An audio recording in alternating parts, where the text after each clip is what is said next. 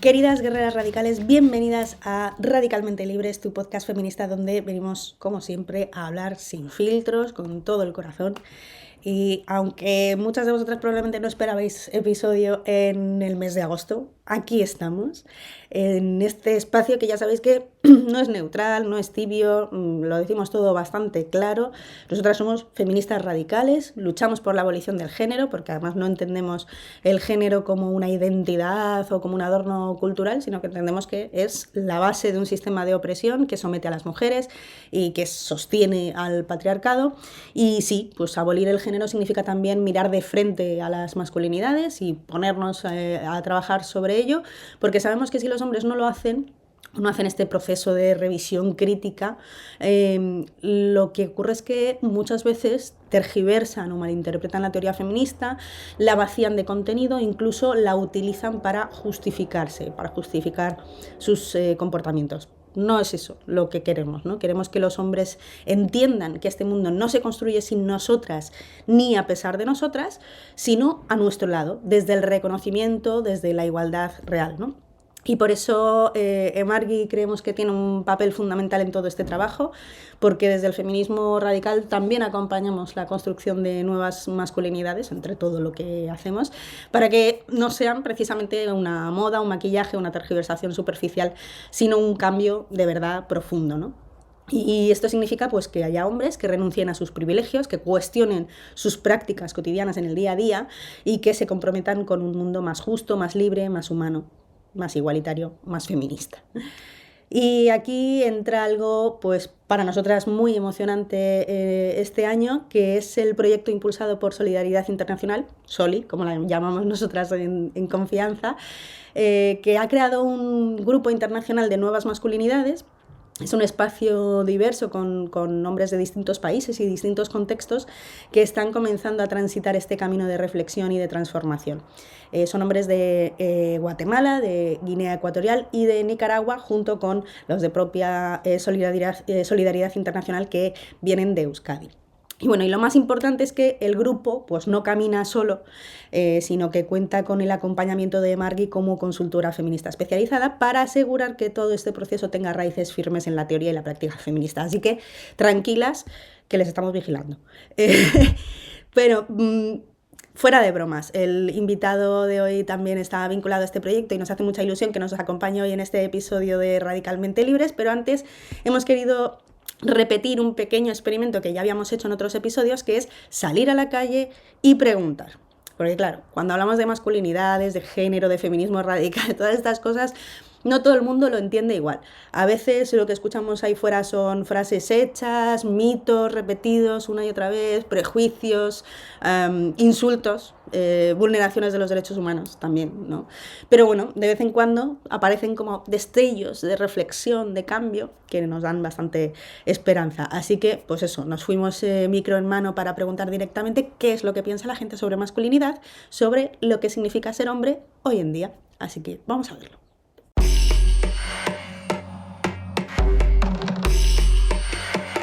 ¿Qué te viene a la cabeza cuando escuchas la palabra masculinidad? No sabré cómo contestar esa pregunta.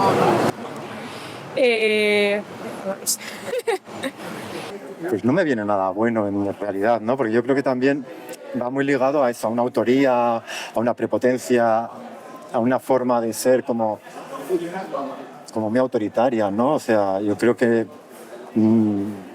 yo me siento hombre, pero no por eso creo que tengo, no sé, algo diferente o que aportar algo a una mujer o tal. Yo creo que la convivencia es entre todos y me da mucho miedo esas etiquetas. El empoderamiento del hombre sobre la mujer, podría decir. No sé. Una persona que igual no utiliza el ser un hombre para ejercer presión sobre las mujeres, por ejemplo. Masculinidad. Es que no tengo una definición para eso, es que no sabría decirte la verdad. ¿Y qué es para ti ser un hombre de verdad? Un hombre de verdad, para mí, es que... Hombre, un hombre de verdad es cualquier persona que se identifique con ser un hombre, para mí. Primera pregunta, pues no sé. Ser un hombre de verdad supongo que será, pues, no sé, respetar a todo el mundo y ser bueno siendo hombre, como científicamente, pues no sé, nacer masculino, del sexo masculino y ser respetuoso con todo el mundo. Para mí ser un hombre de verdad es ser una persona de verdad. Y ya está, o sea, es que ser un hombre de verdad, no, ser una persona de verdad íntegra, que sepa que somos todos iguales y que nos tenemos que cuidar un poquito y que si tienes un poder por posición social, económica, geográfica o lo que sea, ese poder hay que utilizarlo. A ver, en mi caso me pondría a describir a mi padre porque siento que, no sé, un tío, un hombre trabajador que lucha por cuidar a su gente, no sé, es que no sé decirte la verdad. ¿Y crees que ser hombre implica tener poder? No. Creo que la sociedad sí que intenta, o ha intentado durante mucho tiempo y ahora se está intentando redirigir esa situación, pero ha intentado que los hombres sean los que tienen el poder, pero no creo que debería ser así, evidentemente. Por desgracia creo que sí. En esta mierda de sociedad sí. O sea, tu voz, por desgracia, muchas veces no se oye tanto, no se le da tanta visibilidad como la que puede ser la de alguien por tener pues, haber nacido con una genitalidad X. Entonces, ¿qué pasa? Sí. Que no debería de pasar, pues también. Poder. No, no sé, igual que puede tener poder un hombre, puede tener poder una mujer. ¿Crees que hay relación entre cómo se educa a los hombres y la violencia que ejercen? No, si tú a un hombre lo educas bien, basándote en el respeto, no tiene por qué haber ni empoderamiento ni nada de eso. Creo que a veces sí que depende de lo que vean en casa, pueden actuar de una manera o de otra, pero creo que no siempre tiene por qué ser así y un hombre que ha sido educado desde el feminismo en un momento concreto de su vida porque ha visto otra cosa en la calle o porque se le ha cruzado un cable en cierto momento, puede actuar igual que un hombre que ha vivido con violencia machista en casa. Creo que no es puede ser un detonante, pero no siempre tiene por qué serlo. Sí, depende de la educación que te des. Sí, totalmente. O sea, se nos educa. A mí, yo bueno, soy de otra generación también, ¿no? Pero yo he notado cómo se ha educado diferente a mi hermana que a mí y he notado cómo se trata diferente. He salido mucho de noche, he visto lo que es la noche para mí, la noche para mis amigas.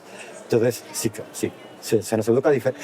Yo creo que hay un proceso de educación y hay un proceso de deseducación que tenemos que hacer los hombres de cara a darnos cuenta realmente de las mierdas que nos cuentan, porque tampoco es agradable. O sea, para mí no es agradable sentirme que formo parte de este grupúsculo de asqueroso, ¿no? ¿Y qué opinas de frases como no todos los hombres?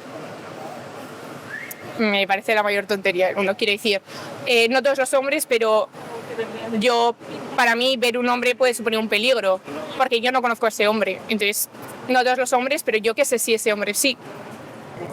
No sé, no opino nada. A ver, depende de qué se diga en la frase, obviamente, pero supongo que depende de lo que pongas después de esa frase.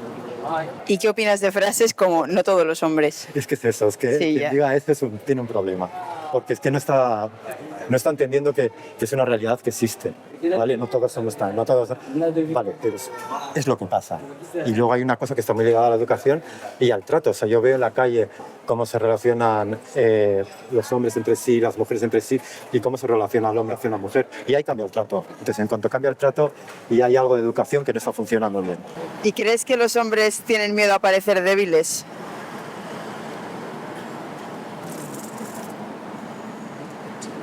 Yo creo que sí. A ver, por ejemplo, yo boxeo, entreno y tal. Y la razón principal por la que me metí es porque pensaba que yo era débil. Así que no sé. En mi caso pienso que tenemos que ser fuertes, pero yo simplemente por el trato que me daban. Sin más. Siento que siendo más fuerte, por así decirlo, te tratan mejor. Así que es que no sé. Cierto sector primario de eslabones perdidos, sí, claro. O sea, en cuanto les hablas de afectividad o de una sexualidad más abierta o de formar parte de un proceso como común en la crianza, etcétera, parece que ahí le estás tocando la masculinidad, esta que hablábamos antes, tóxica. Sí. Esa pregunta es buena. Sí y no a la vez, porque sí, porque está como mal visto la sociedad de que sean débiles, de que tienen que ser fuertes, pero no es tan mal, como así, por así decirlo, ser débil.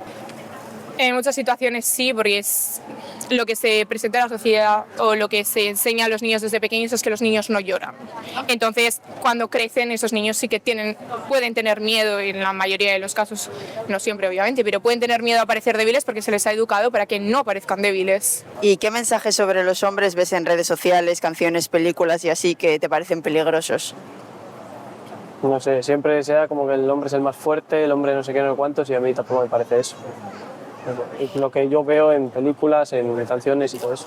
¿Y qué mensajes sobre los hombres ves en redes, canciones o películas y te parecen peligrosos?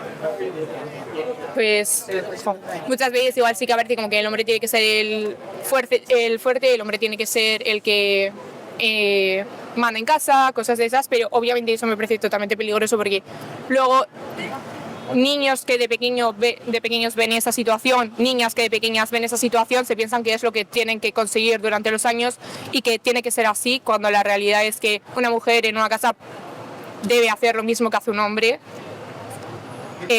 igual que un hombre debe hacer lo mismo que hace una mujer. Entonces, sí, es peligroso porque no educa correctamente, por decirlo de alguna manera. Es que no sé, mi TikTok no sabe nada de eso, solo sabe tonterías, así que poco mensaje. ¿Y dónde crees que deberían estar los hombres en la lucha contra la violencia hacia las mujeres? Manifestándose también, manifestándose como ellas se manifiestan y defendiéndolas en todo lo que se puede y ayudando. Deberían de estar presentes, pero no en primera fila, como con el feminismo. O sea, tenemos que acompañaros, es vuestra lucha, pero es también mi lucha. Si tú estás bien, yo estoy bien. Pero tampoco tengo que hacerme de altavoz de nadie, porque soy hombre y entonces, como tal, no te tengo que quitar a ti el derecho a quejarte y a quemar calles y tal, pero sí a estar ahí para apoyar. No, sí, deberían estar, pero ¿cómo luchar? Pues como ahora mismo, manifestándose, todo eso, no sé. A ver, por ejemplo, es que no sé cómo se puede luchar eso. Considero que deberían ser una ayuda, pero evidentemente en ningún momento dar voz por encima de las mujeres. Quiero decir, las que deben llevar la voz cantante en esta situación deberían ser las mujeres porque somos las que recibimos la violencia, pero desde más atrás deberíamos tener el apoyo de los hombres y saber que cuando suceda algo los hombres van a estar ahí también, al igual que el resto de las mujeres, me refiero. O sea, no necesitamos que los hombres estén porque si no, no podemos hacerlo por nuestra cuenta, pero cuando nosotros lo hagamos por nuestra cuenta, tener a los hombres por detrás ayudándonos y apoyándonos. Bueno, fijaos que en estas respuestas aparecen destellos interesantes. Hay hombres que reconocen que las masculinidades tradicionales, digamos, ya no sirven, que saben que hay algo que cambiar, aunque todavía no tengan del todo claro por dónde empezar ni cómo definir masculinidad. Bueno, es un primer paso, aunque está claro que queda mucho para hacer. Y para hablar de todo esto, de mucho más, hoy tenemos el gran placer de contar en nuestro podcast con Orlin Mesa Varela, compañero nicaragüense al que ya tuvimos la suerte de conocer cuando participó en este proyecto que os estaba comentando antes, que ha consistido en un proceso formativo, primero online y luego presencialmente. Precisamente Orlin fue el único que no pudo venir por cuestiones de visado, pero le tenemos precisamente hoy aquí para compensar esa parte. Y todo el proceso fue dinamizado por Emari en colaboración con Solidaridad Internacional, que fue quien organizaba el proyecto, en ese marco de proyecto de cooperación internacional, ¿no? Y Orlin es miembro de ADES, una organización que desde 2004 trabaja desde Nicaragua por el desarrollo local sostenible, la promoción de los derechos humanos y la equidad de género. Va a contarnos él un poquito más, pero que sepáis que desde allí colabora de manera muy estrecha con diversos actores locales, con redes de mujeres, de jóvenes, de personas LGTB, así como con las instituciones municipales con las que impulsa acciones que previenen la violencia, los embarazos a edad temprana y que empoderan a las mujeres y al colectivo LGTB, construyendo además así una sociedad más justa e igualitaria.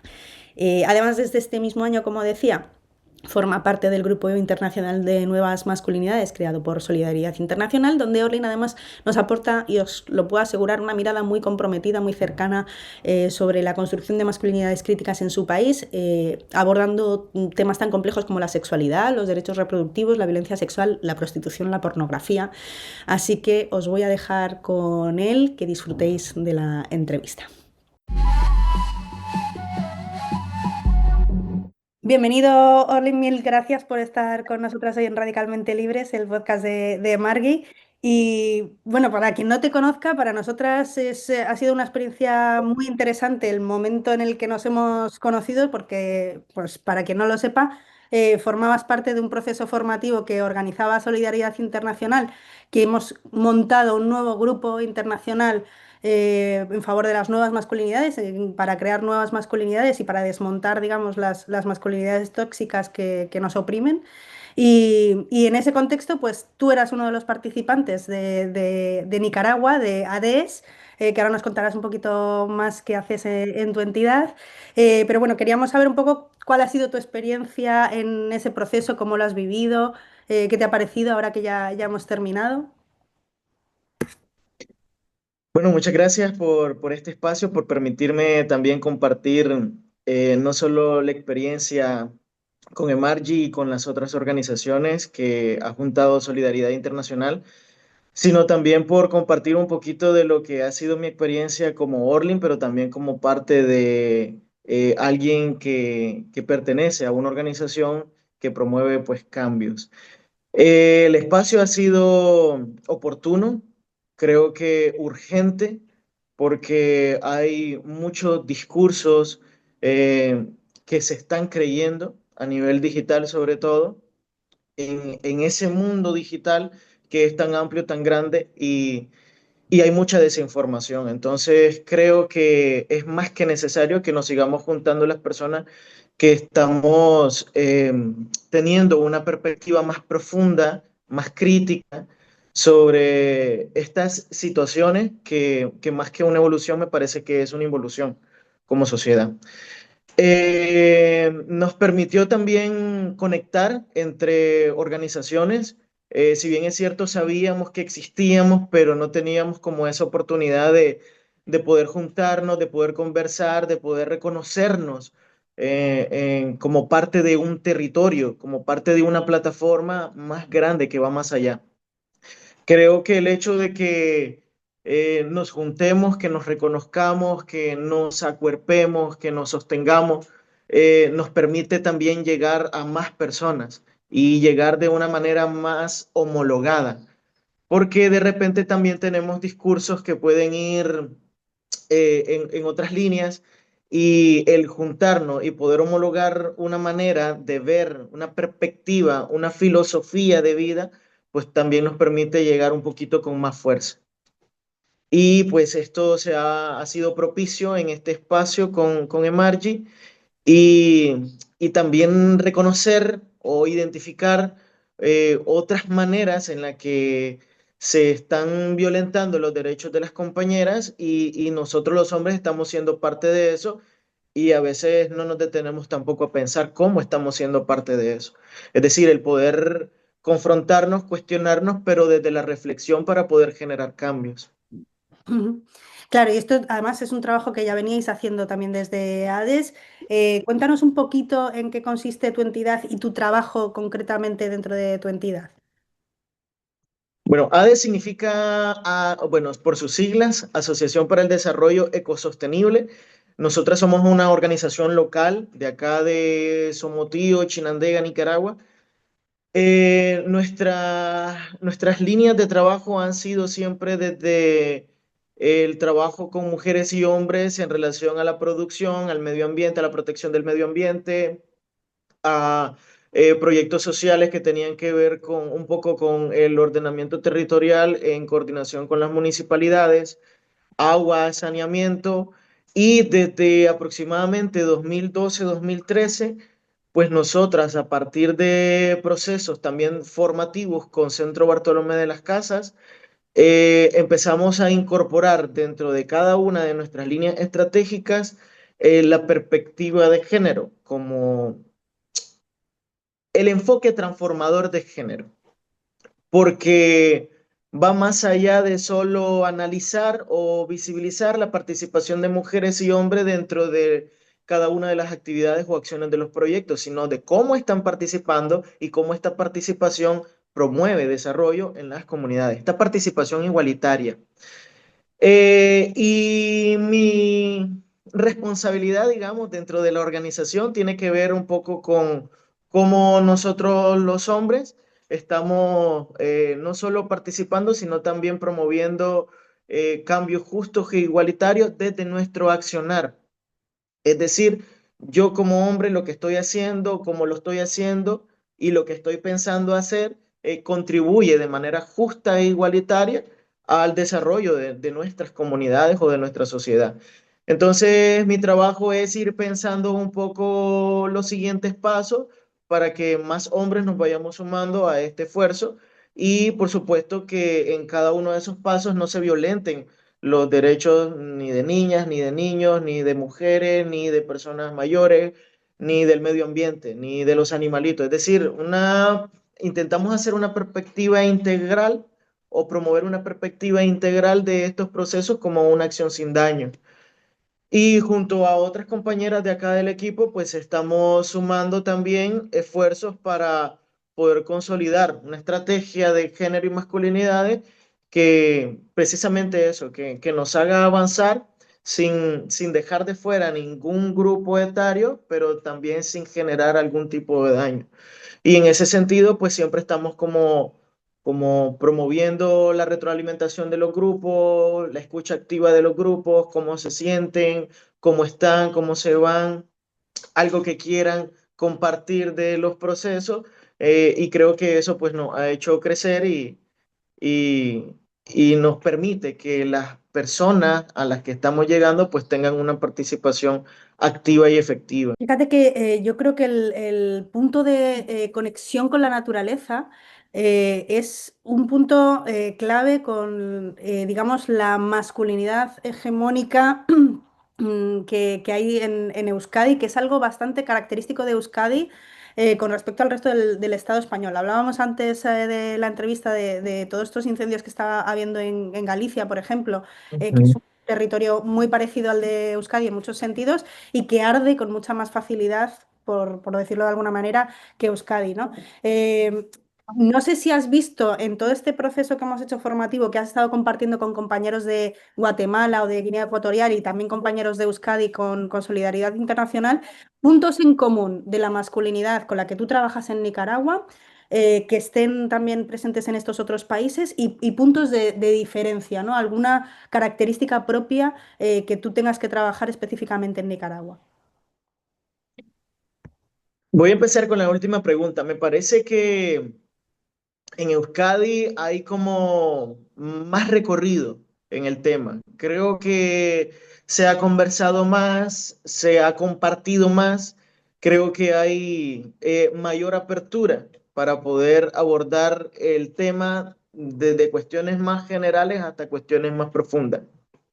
En nuestro caso, en nuestro territorio, y me atrevería a hablar también un poquito del territorio de Guatemala, tenemos que ir un poco como más despacio, e ir como dando pasos pequeños pero firmes, no dar tregua a que se tergiverse o malinterprete alguna situación, algún concepto, alguna reflexión, porque eso puede hacerse un poquito más grande. Entonces, como es relativamente nuevo, creo que acá en Nicaragua venimos hablando de masculinidades del 90-91, es necesario que los pasos vayan siendo firmes, despacios, firmes pero constantes.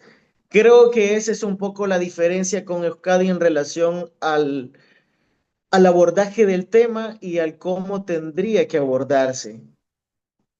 Pero creo que en términos generales, un factor común es que pues todos los hombres nos concebimos como hombres heterosexuales, la mayoría, hay, no excluyendo, ¿verdad?, los compañeros hombres homosexuales o trans, pero, pero sí creo que un factor común es la perspectiva que tengo yo del ser hombre.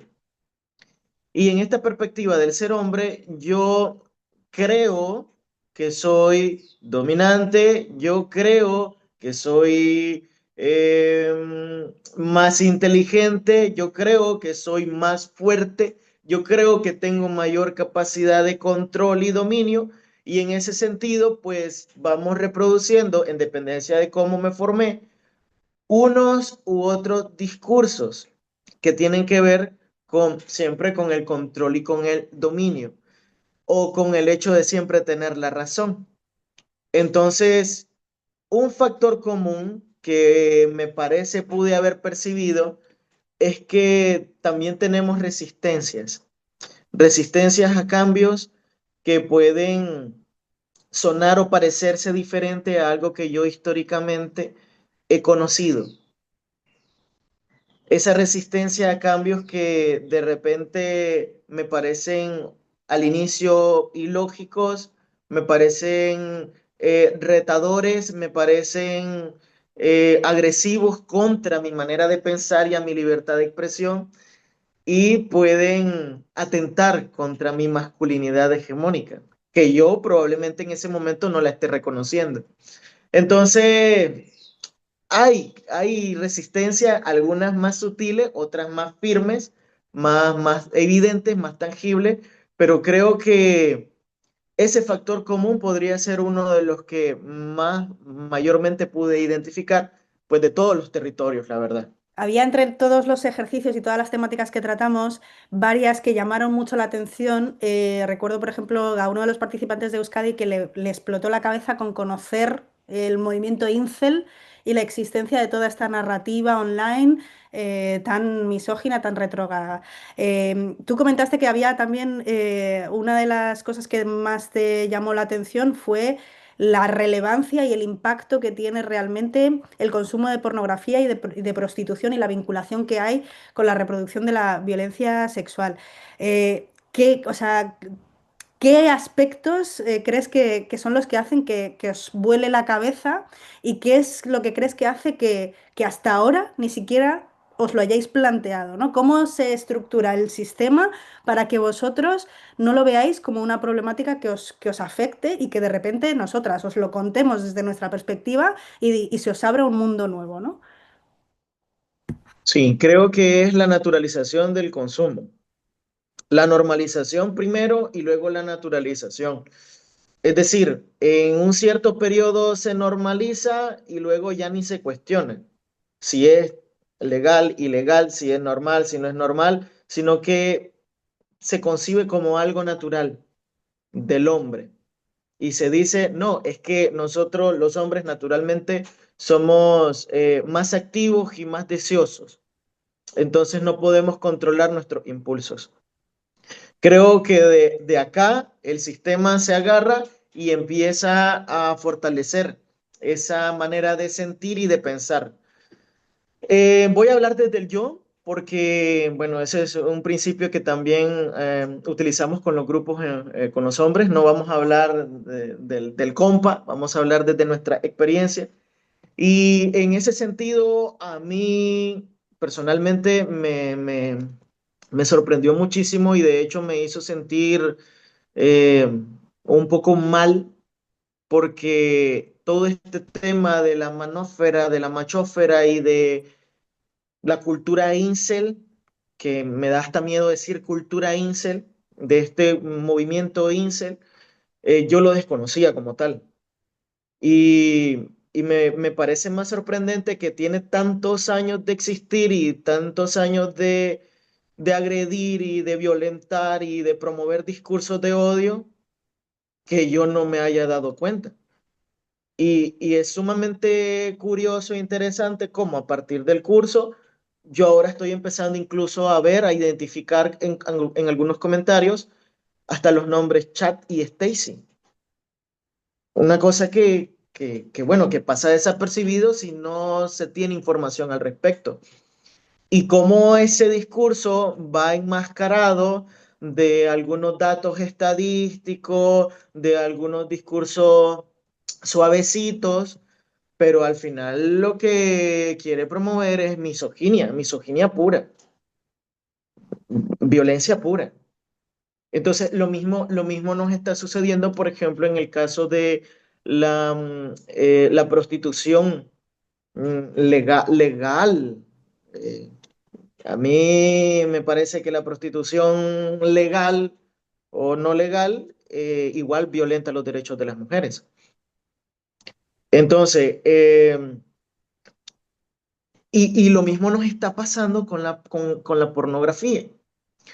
Hay mucha normalización. Hubo un tiempo en el que se normalizó la pornografía como confundiéndose con educación sexual y se sigue confundiendo con educación sexual. Y luego se terminó naturalizando que chavalos, chavalas de 15, 16 y niños, niñas de 14, 15, 16, 13, 12, 11, hasta 10 años hemos escuchado que están teniendo acceso a pornografía, a material pornográfico.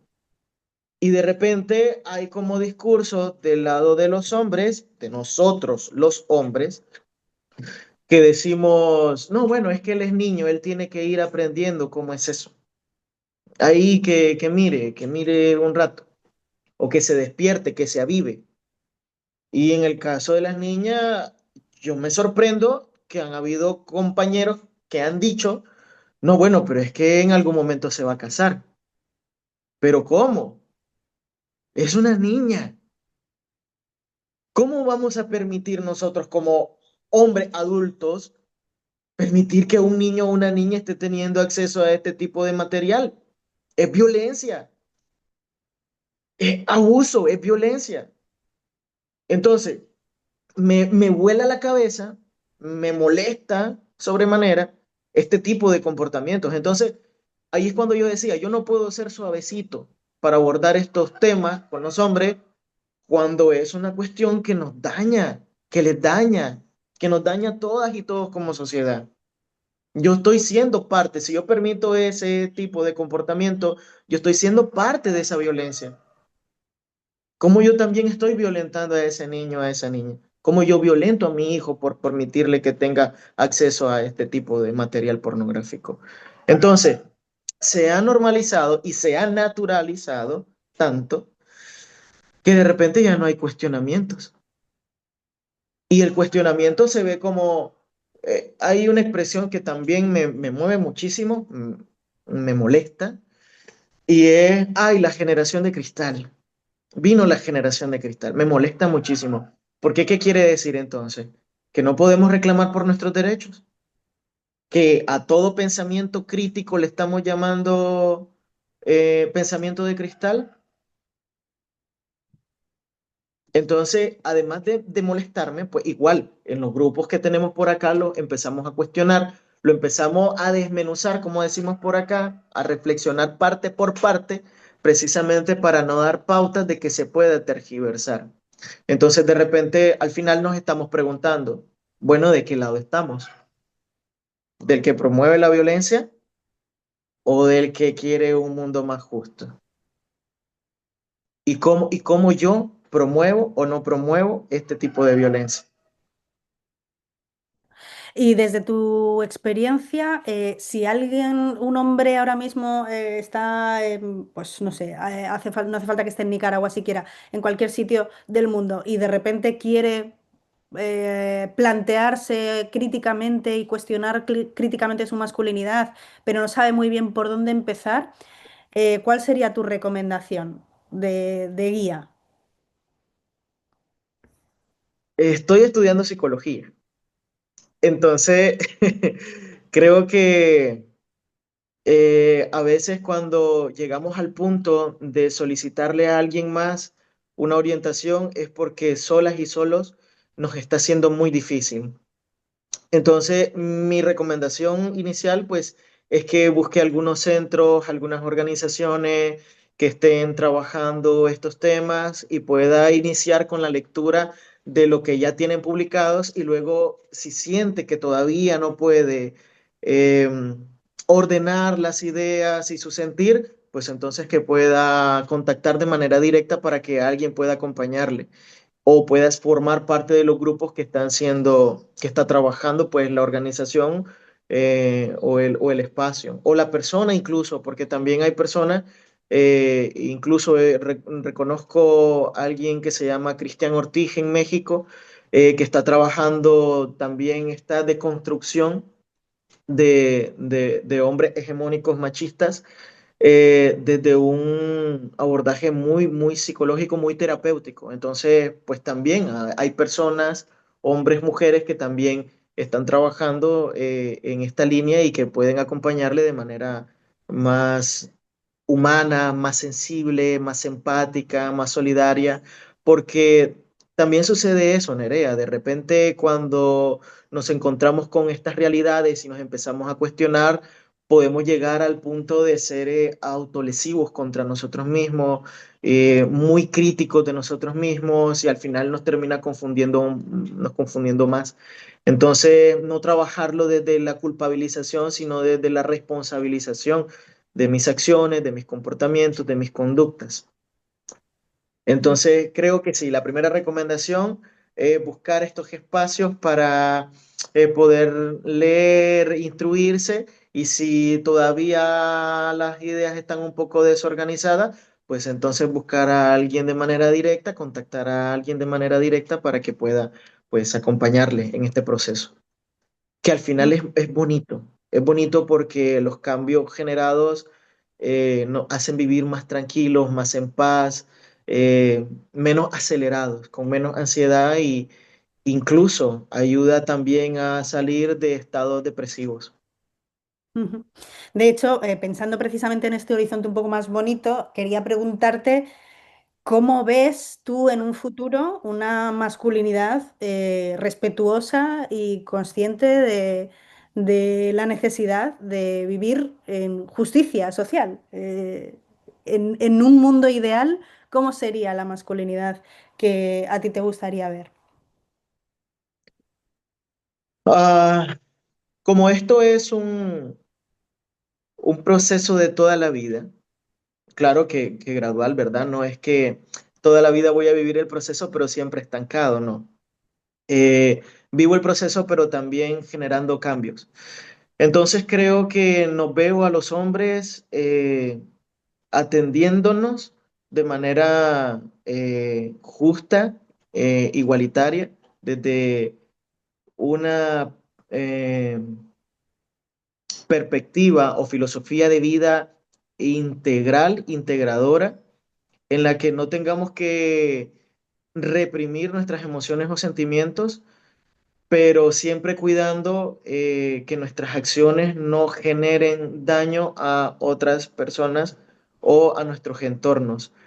Nos veo como hombres solidarios, empáticos, activos, efectivos, justos, eh, como hombres que llegan al consenso, a acuerdos, dialogados, como hombres que comunican más que imponen, como hombres que escuchamos más que escuchamos para atender, comprender y proponer, más que para contestar o para atacar.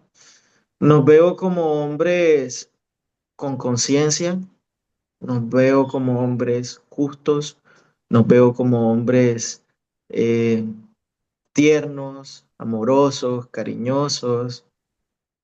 Nos veo como hombres en equilibrio, los veo como, no sé, tantas cosas que se me vienen a la mente que, que hasta me llena de, no sé, de alegría, de felicidad pensar de que podemos llegar hasta ese punto. Ujú. Como Fíjate hombres despiertos, decía un compañero. Fíjate que todo lo que decías es también, o sea, súper positivo, principalmente también para los hombres, que muchas veces se nos echan al cuello a las feministas cuando hablamos de nuevas masculinidades porque queremos poner a los hombres al servicio de las mujeres, que es de lo que nos acusan, ¿no? ¿Qué relatos te encuentras tú cuando trabajas con masculinidades que para ti son ya como, bueno, entiendo que vengas de por aquí, pero ya hemos pasado esto, ¿no? Argumentos súper básicos que podrías contestar en 5 segundos. De hecho, ahorita somos parte de un pequeño proceso formativo en el que pues hay participantes mujeres y hombres y precisamente ese era uno de los discursos que daba uno de los compañeros. Cómo de repente la violencia, dice, contra los hombres ha crecido de parte de las compañeras y cómo no se está trabajando este tipo de violencia de parte de las compañeras contra los hombres. Cómo nosotros los hombres, dice, estamos empezando a estar desprotegidos de un sistema que está promoviendo eh, no solo la defensa y protección de los derechos de las mujeres, sino que las mujeres ahora manden. Entonces, como dije hace rato, a mí me mueven esos discursos porque me parece que es alguien que está hablando desde el dolor que, personal y, y ha encontrado esa fuerza en estos discursos de odio que se alimentan por todo Internet.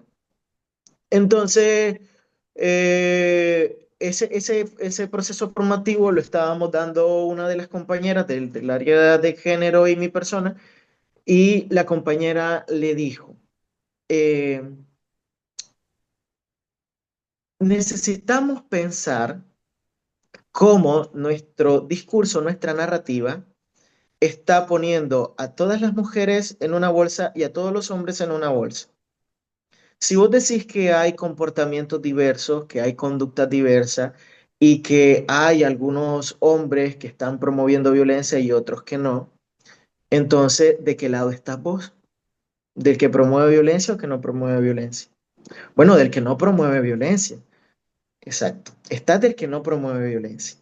Y desde tu lado, ¿cómo vos estás promoviendo violencia metiendo en el mismo saco a todos los hombres? Los que promueven violencia y los que no promueven violencia. Entonces, es decir, en tu defensa de los hombres, también estás defendiendo a violadores, abusadores, a agresivos, a hombres machistas, a todos los hombres que están generando daño.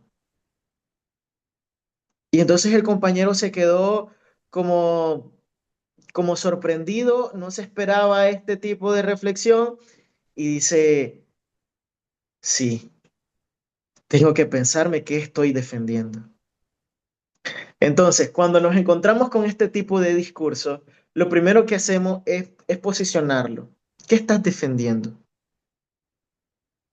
¿Qué estás defendiendo realmente y a quiénes estás defendiendo? ¿Cómo quieres que sea esa defensa? Y entonces ellos mismos empiezan a hacer la reflexión y empiezan a encontrarse con un montón de vacíos que tenían, que estaban llenando con cualquier discurso de odio que se encontraban por internet, principalmente. Entonces sí, día a día nos encontramos con este tipo de discursos, pero día a día también nos van eh, fortaleciendo a nosotras y a nosotros para poder abordarlo desde la parte humana, pero también desde las realidades tangibles que cada una y cada uno están viviendo. Pero sí representa retos porque constantemente tenemos que estarnos también actualizando.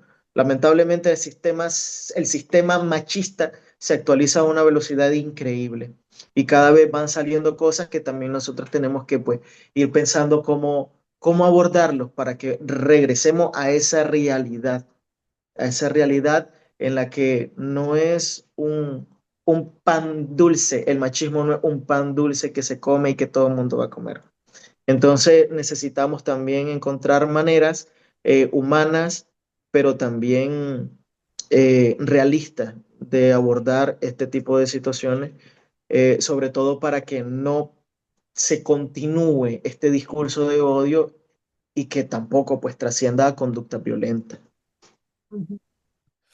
Me gustaría profundizar ahora un poquito sobre el contexto sociopolítico, cultural que estáis viviendo ahora en Nicaragua para que la audiencia que tenemos en el podcast entienda un poquito más el contexto en el que vivís y la diferencia que hay también de hacer este trabajo en ciertos contextos en los que, bueno, aquí en Euskadi, por ejemplo, podemos sufrir violencia simbólica, digamos, pero es un trabajo prácticamente seguro, ¿no? En cuanto a seguridad física y emocional, es bastante seguro. No es lo mismo, por ejemplo, con contextos como trabajábamos con Dani en Guinea Ecuatorial. No sé si en Ujú. Nicaragua tenéis alguna problemática también institucional, amenazas directamente de falta de financiación, etcétera, etcétera. ¿Cómo es vuestro contexto en el trabajo por eso, por la igualdad, por la corresponsabilidad, la educación sexual también, tema de violencia contra las mujeres? ¿Qué está pasando en Nicaragua? Creo que en ese sentido nosotros como país hemos dado también pasos que en este momento nos ubica en una condición en la que sí podemos hablar, sí podemos promover abiertamente los derechos de las mujeres, no solo promoverlos, sino también defenderlos. Recientemente se ha reactivado, creo que fue el año pasado, si no me equivoco, la Comisaría de la Mujer y la Comisaría de la Niñez y de la Mujer dentro de la Policía Nacional, un espacio que da garantía a las mujeres y a las niñas y niños en casos de violencia, de abusos, eh, y se hace efectivo a través de todo el aparato estatal. Es decir, hay protocolos de actuación de cada una de las instituciones que son parte del Estado y que actúan por derecho, es decir, inmediatamente se identifica, inmediatamente se reporta y se actúa. En el caso de nosotras como organización, pues depende también de la línea de trabajo que tengamos. Si hemos desarrollado, si dentro de nuestros objetivos estratégicos o lineamientos dentro de los estatutos hay o se encuentra establecido el trabajo de justicia de género, de prevención de la violencia o de todo el trabajo socioemocional, pues entonces podemos desarrollarlo, pues porque está establecido dentro de nuestro estatuto. Caso contrario, por ejemplo, en las organizaciones que no lo tengan establecido dentro de sus estatutos. Pues si no lo tiene establecido, pues tendría que asociarse con otra organización para poder desarrollarlo porque se entendería de que no es su expertise. Pero no tenemos ninguna limitante, por decir así, para que nosotras como organización promovamos este tipo de espacios en los que reflexionemos sobre nuestras conductas, sobre nuestros comportamientos, sobre todo orientados para la prevención de la violencia o relacionamientos sociales más igualitarios o más justos. Sin embargo, a nivel poblacional, sí, digamos, hay mucha resistencia en relación a que estemos hablando, por ejemplo, en un proyecto que tiene que ver con emprendimientos económicos o seguridad alimentaria, sobre la participación de las mujeres, pero también sobre la reflexión de las masculinidades como hombres. Entonces, hay mucho cuestionamiento por parte de los grupos en decir, pero yo, ¿por qué tengo que venir aquí a hablar de masculinidades cuando el proyecto es de seguridad alimentaria? Entonces, esa respuesta siempre les decimos, esa pregunta siempre decimos que se la guarden para el final porque la respuesta va a ser más amplia. Sin embargo, siempre de entrada le decimos que es para que nosotros los hombres podamos platicar sobre cosas de hombre. No les alertamos, no les confrontamos desde inicio, no les imponemos, no les obligamos a reflexionar, sino que les motivamos para que se quede a un espacio donde les genere curiosidad inicialmente.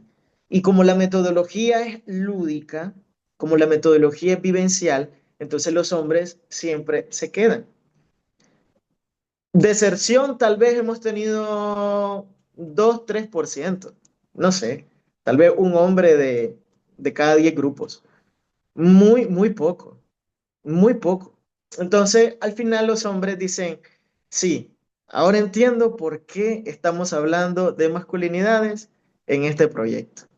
Porque entonces así yo también puedo reconocer que lo que está haciendo mi compañera es para la familia, pero que yo también me tengo que involucrar en estas actividades, en esta y todas las actividades. Entonces, de repente, hombres que llegaban, por ejemplo, del trabajo fuera de casa, porque la mayoría de hombres pues trabajan en agricultura o en el campo, y generalmente llegan 2, 3 de la tarde, máximo. Luego descansan hasta 5 de la tarde o 6 de la tarde y luego pues la comida a dormir. Entonces los hombres empezaron a reflexionar cuál es el horario de trabajo de mis compañeras y cuál es el horario de trabajo que yo tengo. Que si bien puede ser un poco más cansado a nivel físico, pero yo tengo chance de descansar, yo tengo momentos de descanso. Entonces, como yo también en este espacio, yo puedo sumarme a hacer otras cosas. Entonces, al final los hombres terminan dándole la oportunidad a estos espacios reflexivos para que otros hombres se puedan sumar. Y de boca en boca se va diciendo, mira, fíjate que yo fui a un espacio en el que así, así, así, podemos hablar de esto, de esto, de esto, y es diferente. Siempre marcan esa pauta, es diferente. Entonces, sí, la mayor resistencia que nos encontramos en nuestros contextos sociales, pues es de nuestras poblaciones metas, pero que al final terminan, pues, eh, haciendo énfasis en cómo estos espacios pueden ayudarles a nivel personal, pero también a nivel familiar y, por supuesto, a nivel comunitario. Ujú. A nosotras nos pasa mucho, bueno, sobre todo a Amelia, cuando va a dar charlas a institutos, a la semana o a los 2 días, a lo mejor recibe algún mensaje de una chica o de algún chico también alguna vez, de oye, esto que nos contaste a mí me ha cambiado la vida, me he leído tu libro, a lo mejor, Ujú. y me ha cambiado la vida. Sí, Supongo que te habrá pasado o algún caso que recuerdes que digas, "Buah, es que este chico ha cambiado de la A a la Z, ¿no? ¿Recuerdas algún caso así que digas, "Buah, me da gasolina, ¿no? Es súper inspirador para poder seguir"? sí, sí, recuerdo el nombre del compañero, recuerdo también su rostro cuando nos lo dijo. Eh, un hombre machista, machista en todo su esplendor. De hecho, eh, estaba llegando a puntos de agresión física. Recuerdo que su compañera había puesto una denuncia y, y bueno, me acudió a nosotros para poder reflexionar sobre esto, pero también fue una recomendación de parte pues, de las instancias correspondientes, de las autoridades. Entonces empezamos a trabajar con el compañero de manera individual, luego lo incorporamos a los grupos y el giro del hombre fue tan radical que después de 10 años de no hablarse con sus hijos varones, porque sus hijos varones le cuestionaban su comportamiento, el hombre en un espacio de mucha catarsis, de mucho llanto, de mucha sinceridad, eh, él les pidió pues disculpas a sus hijos y sus hijos en un acto de amor también aceptaron sus disculpas y luego pues procedió a hablar con su compañera y asumir compromisos que esto que nos contó fue hasta después de 6, 8 meses. Es decir, no es que yo lo siento en este momento y yo pues ya cambié y ya soy nuevo, que de repente a veces es fácil decirlo, pero sostenerlo en un tiempo y ser consecuente entre lo que yo estoy diciendo y lo que estoy haciendo, pues es un poco más difícil.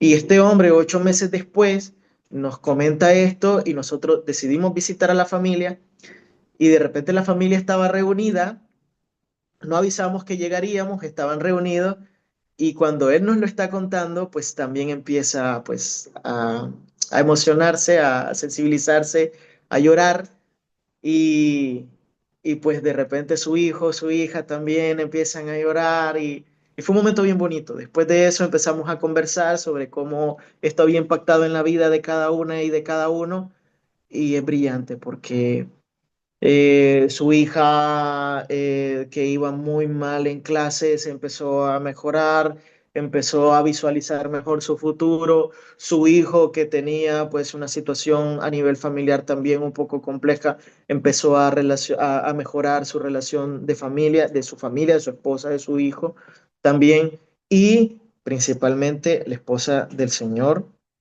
empezó a, a vivir, dijo ella.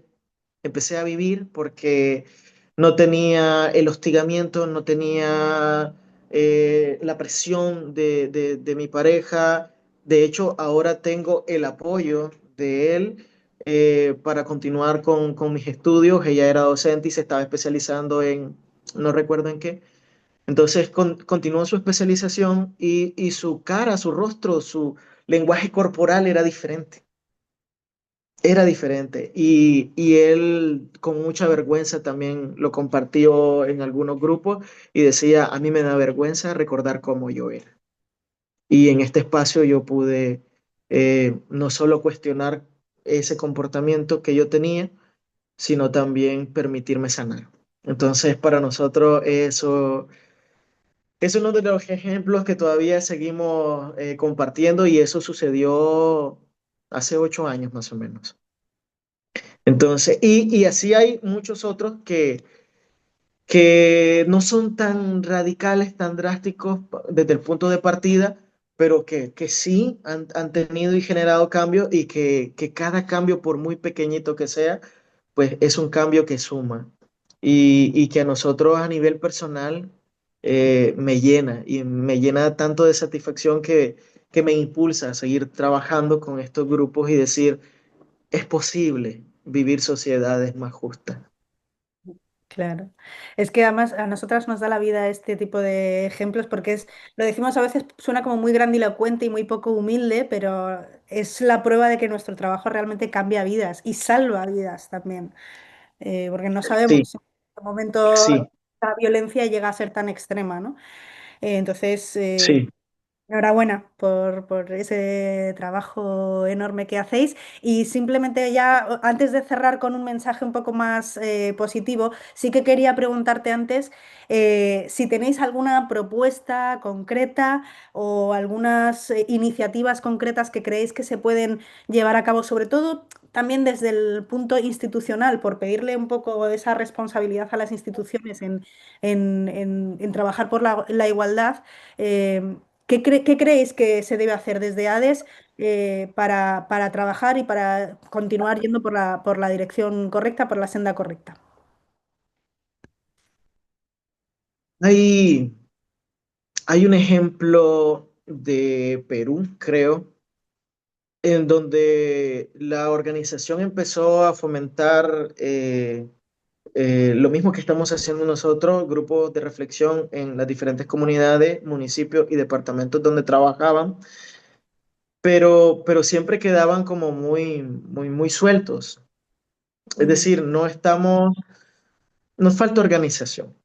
Nos falta organización. Creo que como hombres podemos formar algún grupo, alguna plataforma también como la que estamos pensando justo con Solidaridad Internacional, con Emargy eh, y con las otras organizaciones, de formar plataformas. Creo que necesitamos consolidarnos como una plataforma.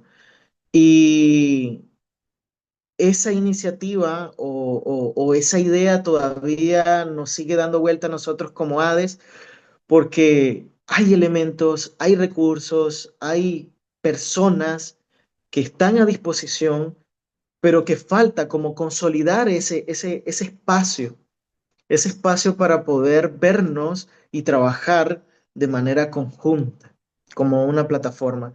Entonces todavía eso sigue dando vueltas en nosotras y en nosotros para poder hacer más tangible estos esfuerzos que estamos desarrollando en pro de las sociedades más justas y, por supuesto, de la prevención de la violencia. A nivel de las instituciones también pues tenemos la oportunidad y el espacio de poder tener algunos encuentros, en este caso eh, con algunos docentes, para poder trabajar estas reflexiones más amplias, no solo desde el trabajo con hombres desde las masculinidades, sino también desde cómo las chicas y los chicos puedan desarrollar habilidades socioemocionales desde, desde un enfoque transformador de género. Entonces, es una iniciativa que estamos pues retomando, la habíamos olvidado un poco, pero lo estamos retomando y creo que está siendo efectivo, porque desde estos esfuerzos los docentes y las docentes, porque también hay compañeras, han empezado a remitir algunos casos de algunos chicos un poco que no han podido manejar en la institución, pero que sí creen que es posible trabajarlo desde acá. Entonces, creo que esas alianzas estratégicas entre las instituciones y nosotras, creo que va a dar un producto bonito, va a dar un resultado bonito, sobre todo en sostenerlo en el tiempo, porque la idea es no solo que podamos reflexionar de lo que yo estoy haciendo en este momento, sino también de cómo yo quiero llevar mi vida de aquí en adelante. Claro. Bueno, pues ya con esto me gustaría terminar ahora con una nota súper positiva de ese mensaje motivador que a ti, digamos, te ayuda a seguir trabajando todos los días con este tema que es bastante complejo y que está también, pues, rodeado de mucha violencia y todo lo que eso supone, pero somos capaces muchas veces de sacar de ahí esa motivación. ¿Qué es lo que te motiva a ti? ¿Qué crees que es el mensaje que puede hacer que muchos hombres que hoy nos escuchan digan, bueno, a poner manos ahí al toro y a por ello? Son muchas cosas las que me motivan, pero una de las principales es ver los cambios que yo he generado a nivel personal. Los cambios que yo he dado me, me llenan, o sea, solo recordarlo me hace sentir que soy capaz de seguir trabajando y de seguir generando cambios, porque no somos producto terminado. Siempre hay cosas que mejorar y yo siempre le digo a los compañeros, aquí no está San Orlin para hablarles de algo. No, aquí está Orly, un humano, un ser humano que ha venido cambiando y que quiere seguir cambiando para bien. Entonces, una de mis principales motivaciones son los cambios personales que yo he tenido, es decir, esa revisión hacia atrás, desde hacia atrás hacia acá, eh, que yo he podido tener en mí y que sobre todo esos cambios me han hecho establecer relaciones más sanas. Eh, Otra motivación, otras tres motivaciones que a mí me impulsan a seguir estos cambios o a querer ser mejor cada día son mis tres hijos. Tengo tres hijos y, y la verdad es que yo quisiera que tuvieran en mí un referente positivo y no digan, no, es que yo soy así porque papá es así, sino que digan, sí, yo quiero ser como papá. Entonces, si yo soy un referente para mis hijos, pues yo tengo que cuidar también lo que yo soy, lo que yo hago. Como digo, no soy producto terminado, pero sí ellos son, digamos, también parte de la motivación que me impulsa a querer ser mejor.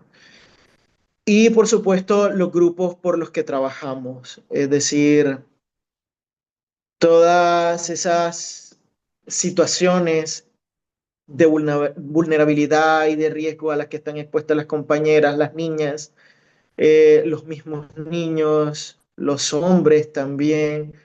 a veces la frustración de los hombres que tienen por no saber cómo seguir avanzando, eso me motiva. Me motiva porque sé que puedo ser un agente de cambios en su vida, sé que puedo ser alguien que puede apoyarles a mujeres, a hombres, y yo creo, niñas y niños, y creo que eso es lo que me motiva. Entonces, digamos, son esas tres grandes esferas que me motivan a seguir este camino de cambios. Pues muchas gracias, Orlin. Y nada, ha sido un placer compartir contigo todo este proceso. Hemos aprendido muchísimo también contigo. Así que quería agradecerte que tomaras también este tiempo para atendernos en el podcast. Y nada, ya estaremos atentas a ver cuál es el siguiente paso del Grupo Internacional de Nuevas Masculinidades, porque estoy segura de que van a salir ahí grandes cosas. Muchas gracias. Gracias, Nerea, a ustedes por el espacio. De verdad que esta es mi primera vez, este es mi primer podcast así. Y me pone contento porque también era algo que yo quería empezar a hacer, empezar a compartir pues la experiencia de vida, no tanto como una clase catedrática, sino desde las vivencias que nosotros los hombres, tan mortales como cualquiera, tenemos y sobre todo que es posible cambiar, Ujú. es posible mejorar. Pues el ejemplo, claro. Muchas gracias, Orlin, y nos vemos en la próxima. Gracias. Bye. Bueno, pues como veis, sí que hay hombres que desde proyectos como el impulsado por Soli están dispuestos a cuestionar sus privilegios y aprender desde el feminismo radical para construir un mundo sin género, más justo, más libre y además haciéndolo a nuestro lado, ¿no? Que es lo importante. Así que queríamos dar las gracias de corazón a Orlin por su generosidad y su honestidad, también a Hades por facilitar su tiempo para esta entrevista y a Solidaridad Internacional, como no, por confiar en Emarri como consultora feminista para todo este proceso. Para nosotras es todo un orgullo y una responsabilidad enorme acompañar a este grupo en esta creación de un nuevo espacio siempre desde la perspectiva feminista radical y abolicionista, ¿no? Y a vosotras, queridas guerreras radicales que nos acompañáis y que nos escucháis cada episodio, pues espero que os haya gustado esta interesante conversación con Orlin. Gracias por estar ahí, por reflexionar con nosotras, por sostenernos en este camino. Que no ha sido fácil, y con esto pues nos despedimos en este episodio de agosto con la certeza de que vamos a seguir tejiendo juntas paso a paso un mundo más digno para todas, así que no olvidéis, sed radicalmente libres hoy y siempre.